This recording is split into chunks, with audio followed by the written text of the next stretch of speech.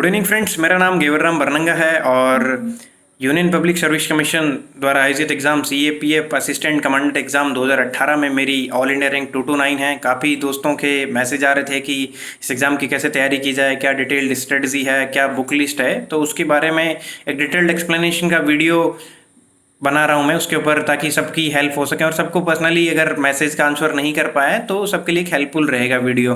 तो सबसे पहले बात करूँगा मैं एग्ज़ाम के बारे में कि क्या एग्ज़ाम है। ये exam union public service commission द्वारा आयोजित किया जाता है। हर साल ये एग्ज़ाम आयोजित किया जाता है और उसकी कुछ वैकेंसीज रहती है, 200-300, वो वेरी करता रहता है और हर साल वो होम मिनिस्ट्री नोटिफाई करती है। इस एग्ज़ाम के थ्रू जो इंडिया की 5 पैरामिलिट्री फोर्सेज हैं, जो internal security and various aspect से रिलेटेड जिनका काम रहता है, उनमें ऑफिसर रैंक असिस्टेंट कमांडेंट के लिए चयन किया जाता है। ये पांचों फोर्सेज हैं CISF, SSB, BSF, CRPF और ITBP। इस एग्ज़ाम के लिए कौन अप्लाई कर सकता है? सबसे पहला क्वेश्चन तो यह रहता है कि कौन इस एग्ज़ाम के लिए फॉर्म भरने के लिए एलिजिबल है और एलिजिबिलिटी क्राइटेरिया क्या है। इस एग्ज़ाम के लिए मेल और फीमेल दोनों कैंडिडेट अप्लाई कर सकते हैं। एज लिमिट जो है, सबसे पहला क्राइटेरिया जिसकी बात करेंगे, मिनिमम एज जो है वो 20 ईयर्स होनी चाहिए और मैक्सिमम एज जनरल कैटेगरी जो कैंडिडेट हैं उनके लिए 25 साल है और OBC के जो कैंडिडेट्स रहते हैं उनके लिए एज 28 ईयर्स।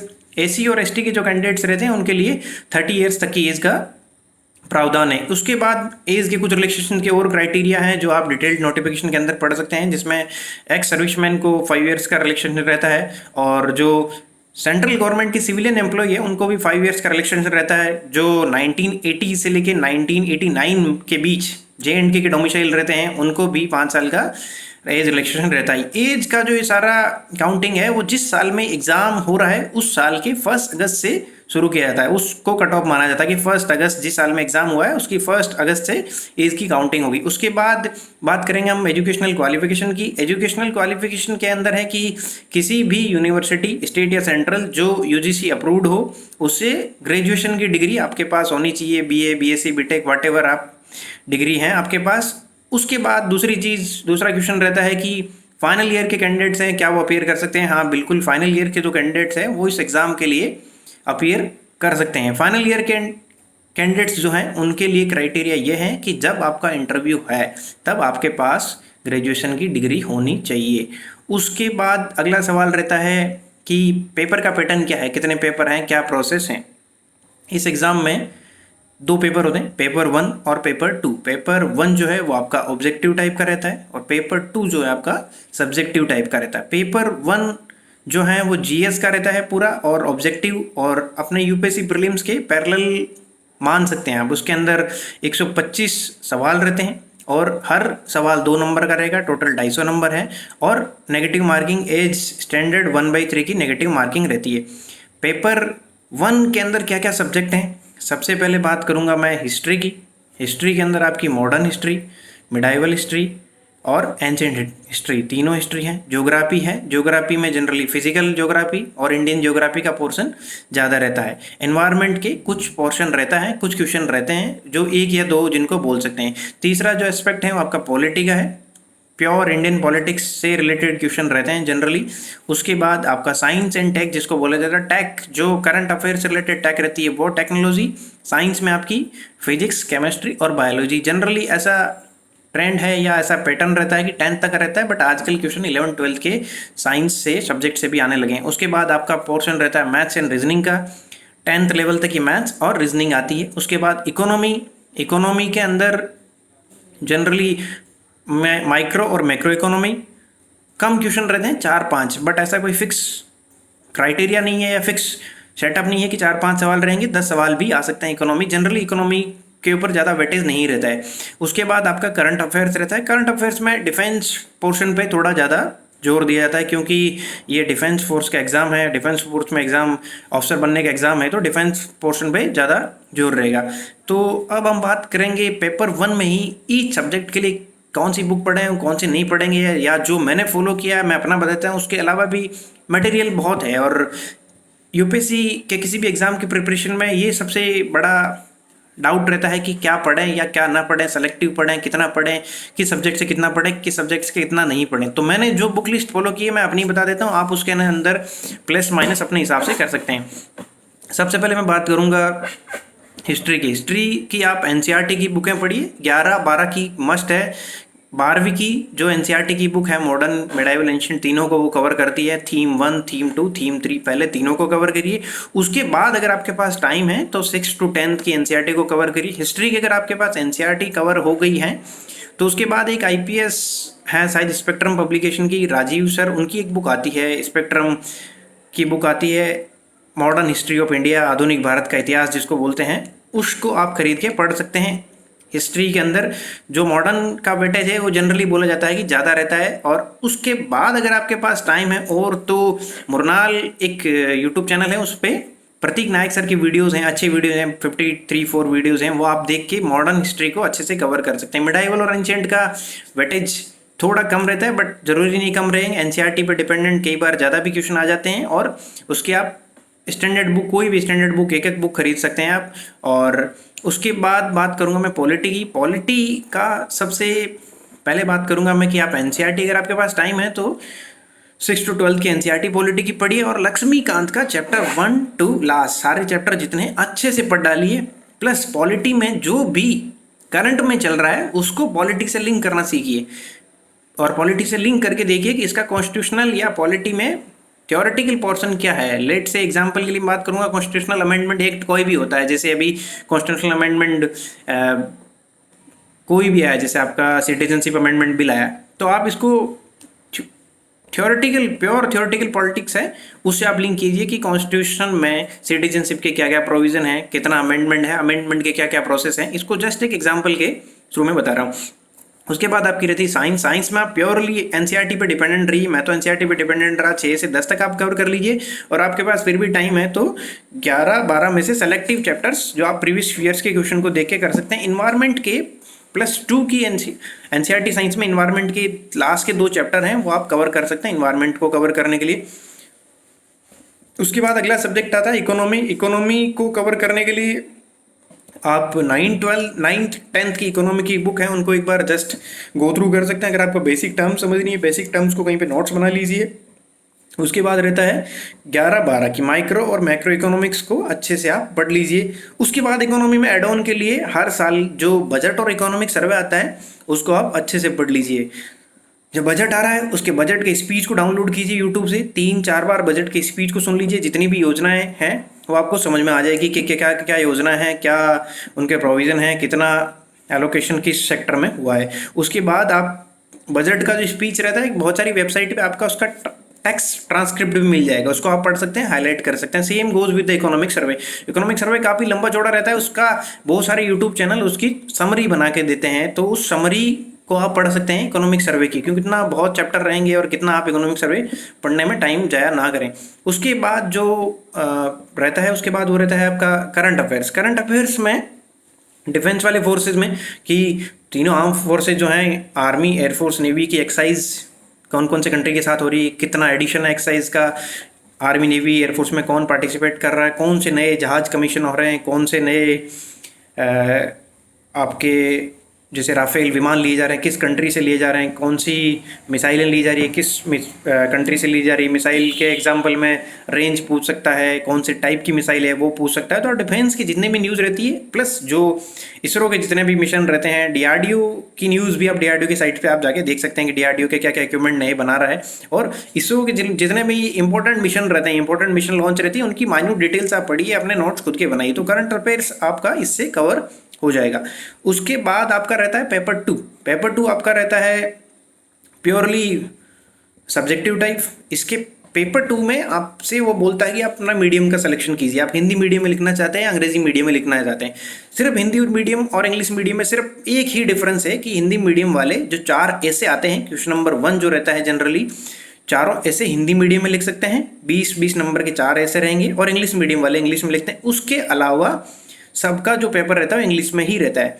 4 ऐसे रहते हैं, वो करंट टॉपिक्स में भी रह सकते हैं और जनरली थ्योरेटिकल पोर्शन पे भी रह सकते हैं कि कॉन्स्टिट्यूशन में गवर्नर की क्या पावर है।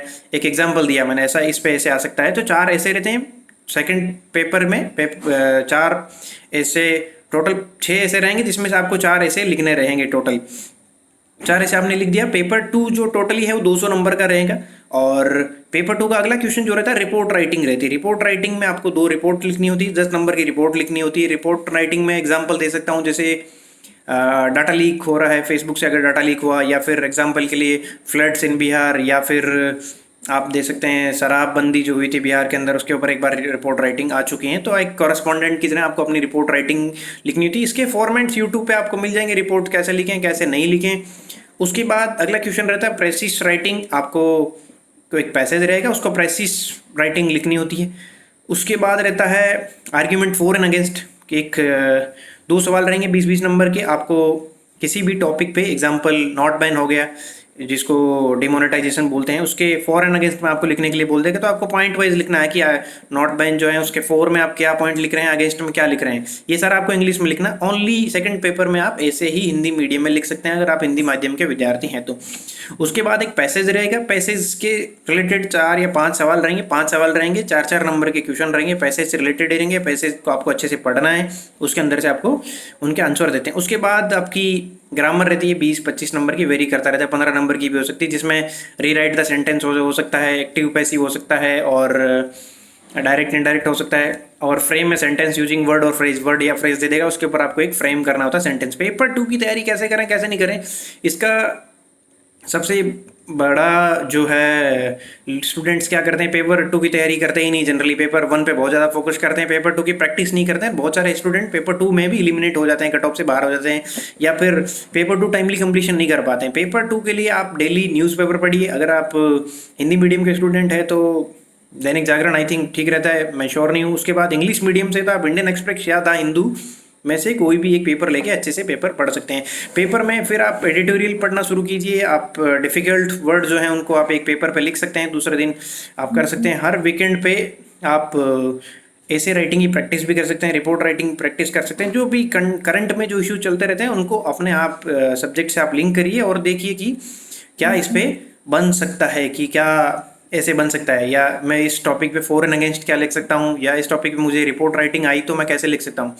ये पेपर 2 का पूरा मैंने बता दिया। मैं साल भर न्यूज़पेपर फॉलो किया, उसके बाद जो लास्ट के 3-4 महीने उसमें राइटिंग प्रैक्टिस पे फोकस किया खुद से। संडेज़ को, क्योंकि जनरली बीइंग इन फोर्स थोड़ा टाइम कम मिलता है, तो संडे को आप 1 या 2 ऐसे लिख सकते हैं, जैसे भी टाइम मिला आप 2 ऐसे लिख दिए, किसी 2 सब्जेक्ट पे 2 आप रिपोर्ट राइटिंग लिख दिए या फॉर एंड अगेंस्ट लिख दिए। उसके बाद इस एग्ज़ाम का जो फेज़ रहता है आपका फिज़िकल एग्जामिनेशन टेस्ट या फिजिकल स्टैंडर्ड टेस्ट और मेडिकल एग्जामिनेशन टेस्ट रहता है। अगर आप दोनों पेपर क्वालिफाई कर गए तो इसका एक रिजल्ट आता है, तो उसके बाद आपके पास एक फिजिकल का कॉल लेटर आएगा और आपको वेन्यू दिया जाएगा, वहाँ पे आपको रिपोर्ट करना होता है। और फिजिकल रहता है।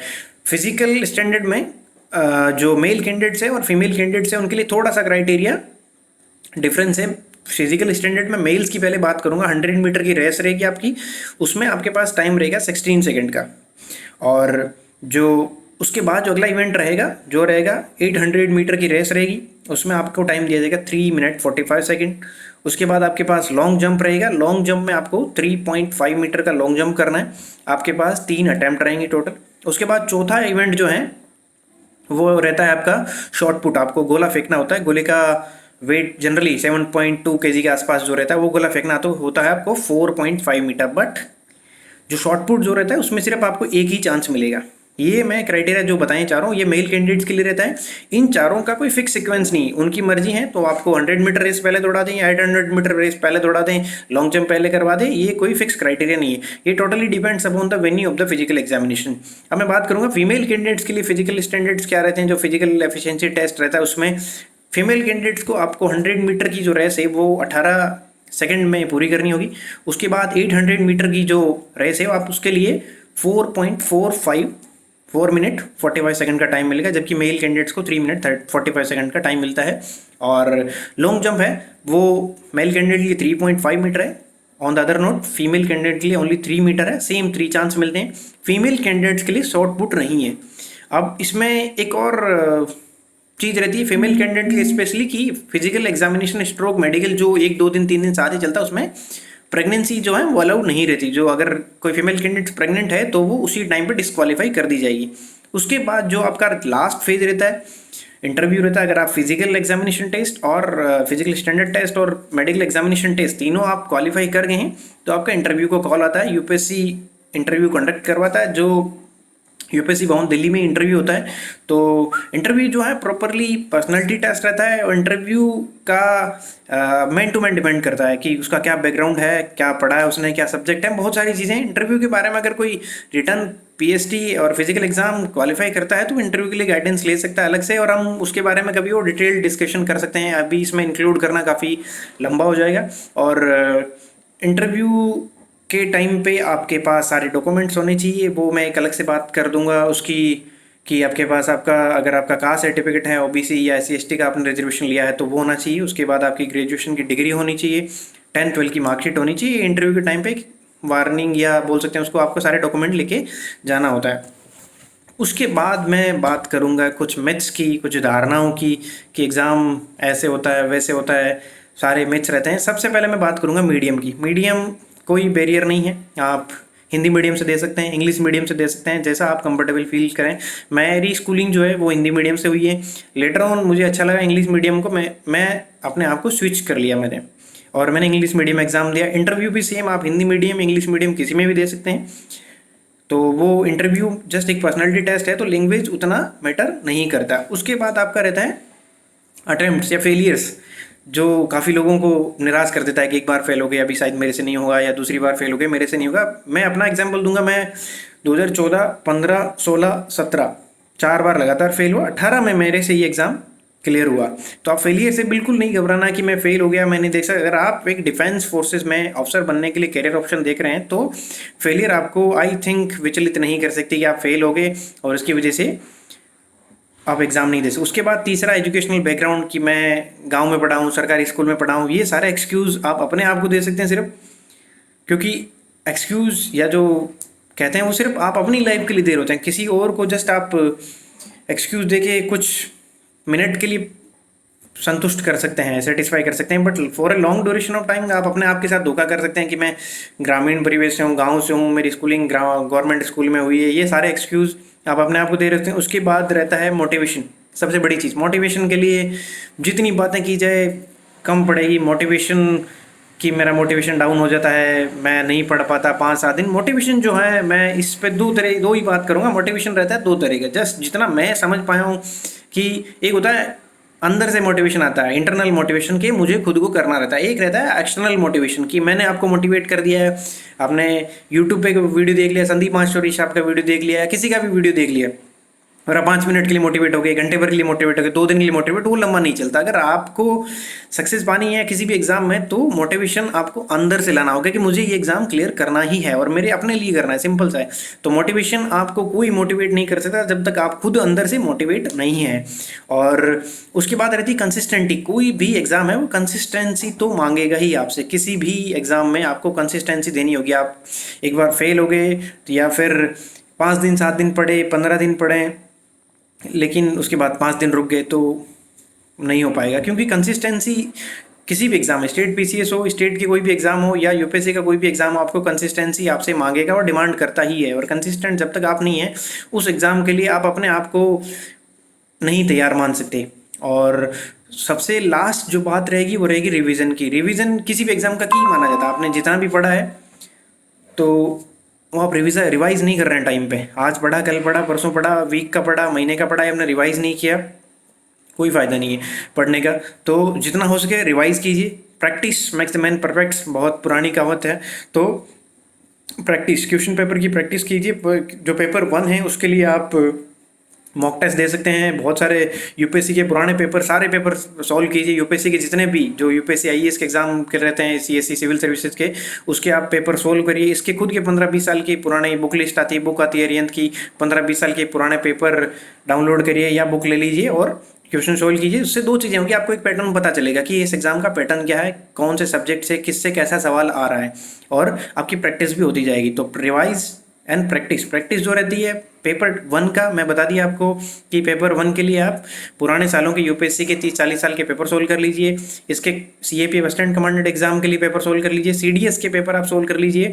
उसके बाद आप मॉक टेस्ट दीजिए, बहुत सारी ऑनलाइन साइटें हैं जो मॉक टेस्ट करवाती है, जो यूपीएससी के जो मॉक टेस्ट करवाती है उसके मॉक टेस्ट भी दे सकते हैं। उसके बाद आप रिविजन पर फोकस कीजिए। उसके बाद भी अगर कोई क्वेरीज हैं तो आप हमसे सोशल मीडिया से थ्रू अभी पूछ सकते हैं, या कभी आप और पूछ सकते हैं कि सोशल मीडिया पे मैं अवेलेबल रहूँगा। और wish you all the best, thank you. और मैं जो गणपत सर हैं चैनल के, जो जो अपना एक अच्छा चैनल चला रहे हैं करंट अफेयर्स, और जो भी करंट अफेयर्स या सब्जेक्ट से रिलेटेड, ज्योग्राफी से रिलेटेड उनके वीडियोस रहते हैं, उनकी क्लासें रहती हैं, तो उस चैनल के ऊपर गणपत सर ने जो मेरे को प्लेटफॉर्म दिया है, मौका दिया आप सबसे रूबरू होने का उनका मैं धन्यवाद कहूँगा। Wish you all the best, जय हिंद।